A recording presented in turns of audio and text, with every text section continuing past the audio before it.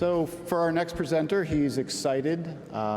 His football team is getting ready to celebrate a very monumental anniversary. It's been 50 years since the Miami Dolphins have last won a Super Bowl. So with that, please welcome to the stage the Southern Regional Vice President, Jim Marinetti.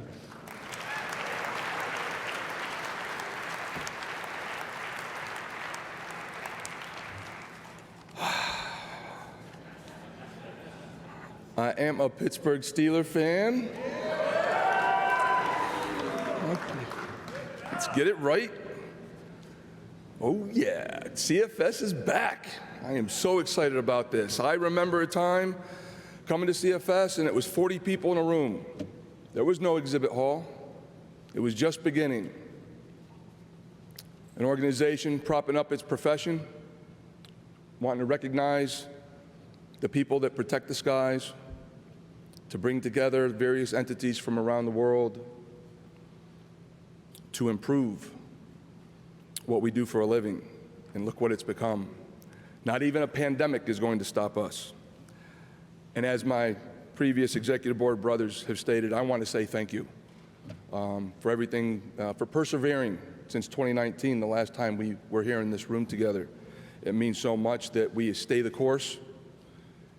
We communicate, we collaborate, we work together, and bringing us all together like this. Someone asked me if I was going to make this next statement, because I've said it in the past a couple of times, and it's been a while, so I'm going to say it.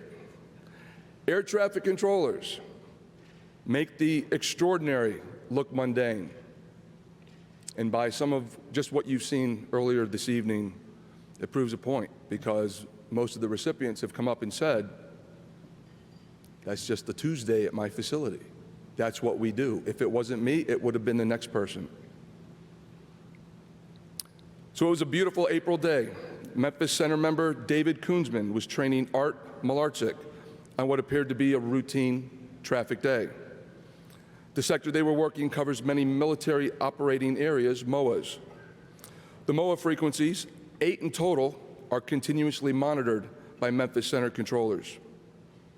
Around 4 p.m., a flight of 2 single-engine military training aircraft, Ocean 154, announced on one of the MOA frequencies their intent to return to base, which was Naval Air Station Meridian, 68 miles away, due to an emergency. David and Art didn't catch what the nature of the emergency was from the frequency that they were on, but soon the pilot checked on their frequency and advised that they had reduced thrust on their aircraft, on one of the aircraft, and would like to instead go to Meridian Regional Airport, which was 58 miles away. David and Art made the necessary coordination to accommodate Ocean 154's request.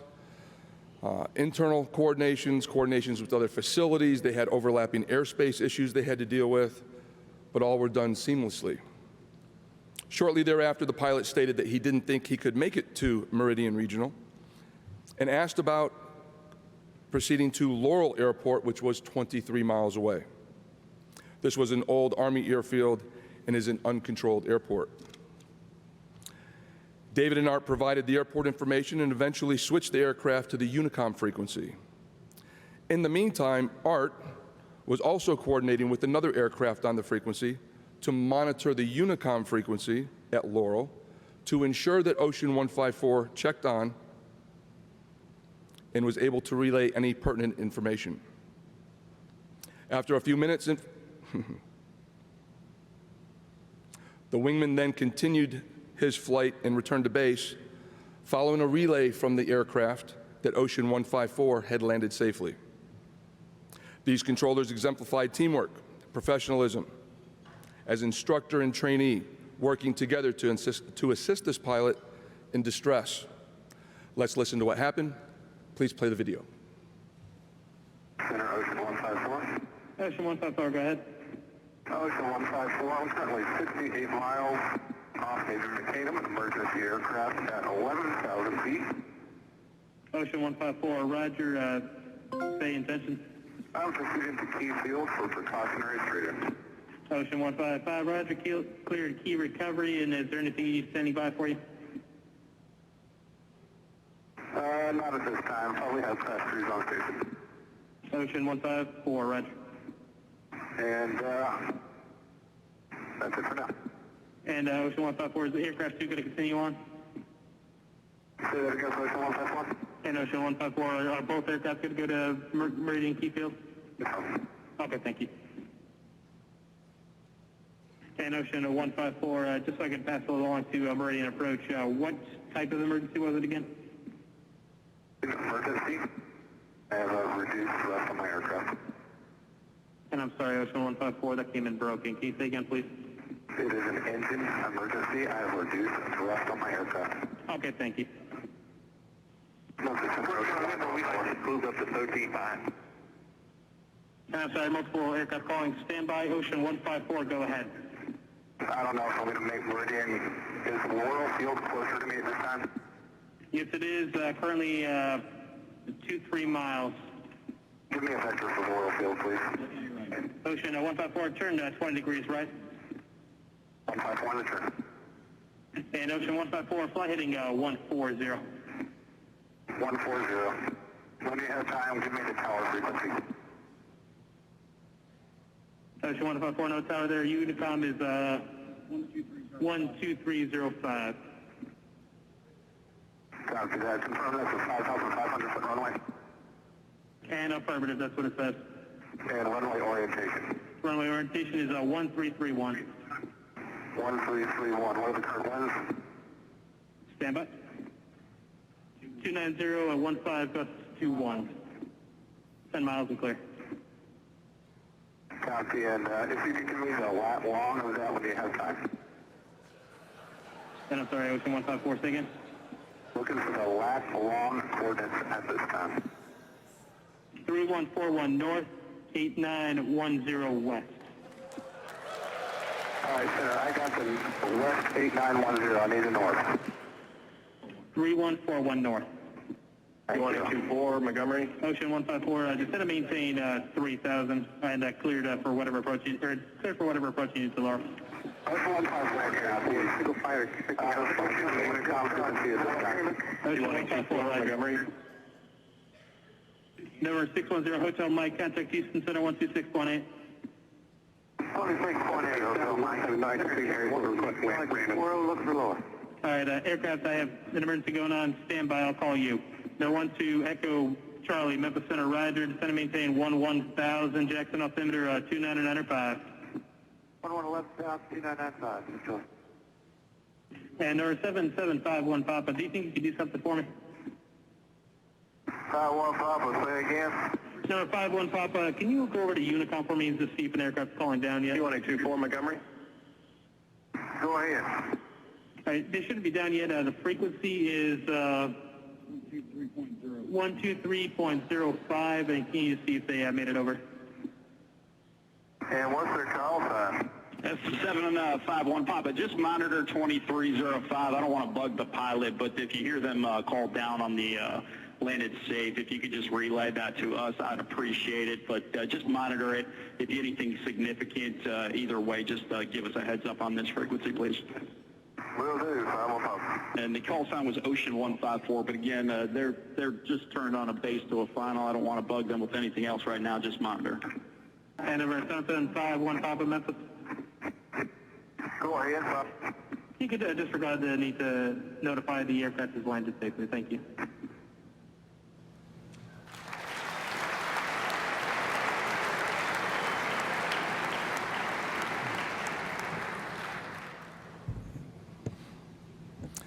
David and Art responded quickly and without hesitation. The motto, "Every day is a training day," was truly in play that afternoon as Art was training at the time. And as you could tell, when there was some confusion there, at a certain point, David, as the instructor, stepped in, smoothed things out sometimes, and it was obviously successful. After this event, the pilot called Memphis Center and explained that due to the nature of the emergency, there was no way they were going to make it to Meridian Regional.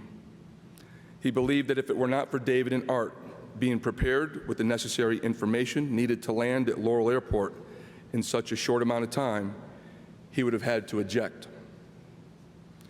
David and Art, their actions saved not only the pilot's life, but also the aircraft and a potential disaster to unknowing citizens on the ground. Sisters and brothers, distinguished guests, please join me in welcoming to the stage the 2022 Southern Region Archie League Award winners, David Kunzman and Artur Mularczyk.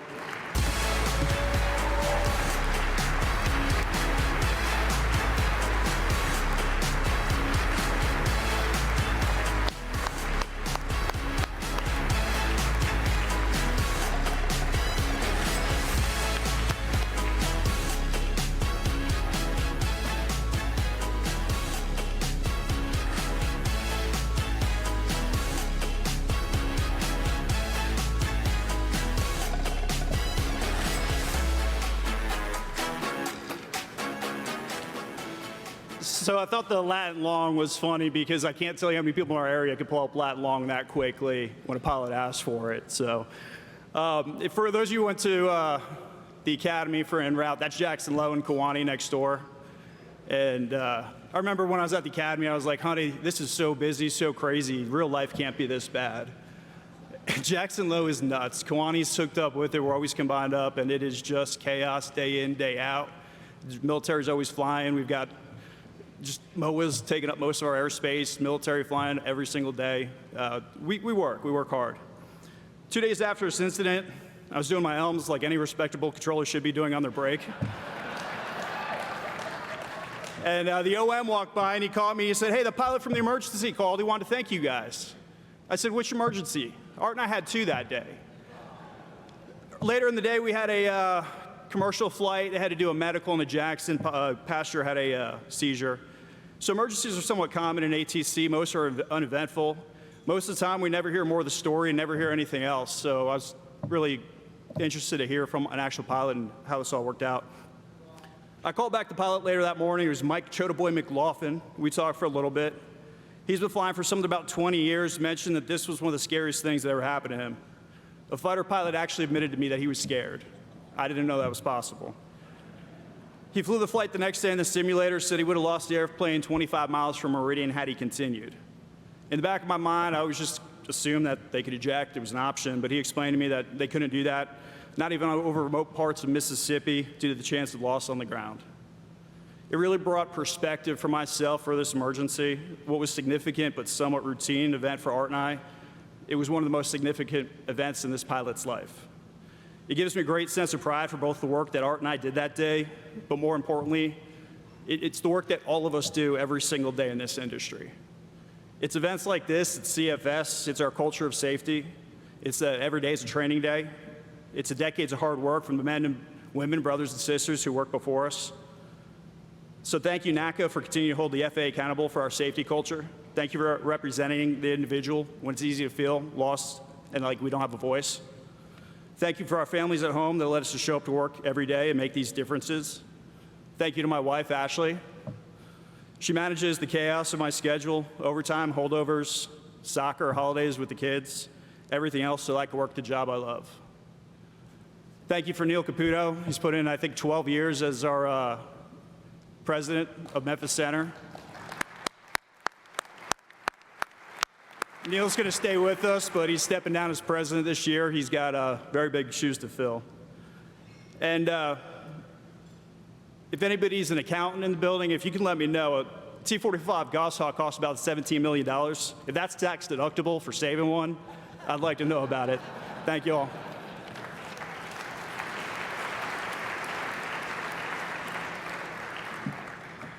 Wow, Dave, that's not hard to follow up at all. I'll just keep it kind of short and sweet. Just largely want to thank everyone, thank y'all for recognizing us. That's big. I love it. Truly makes it easier to come in every day knowing that we'll be recognized for it. Want to thank my trainers, Dave, obviously, who's here. The trainers back home, Frank Meliti, Nick Prince, Scott Stewart, Ike Munn, who's been training me since I was just a little A-side. Thank you all. Thank you to my wife, Amy, for being amazing and following me through this crazy, awesome career path that I've chosen. And thank you to everyone else that I have forgotten. Thank you.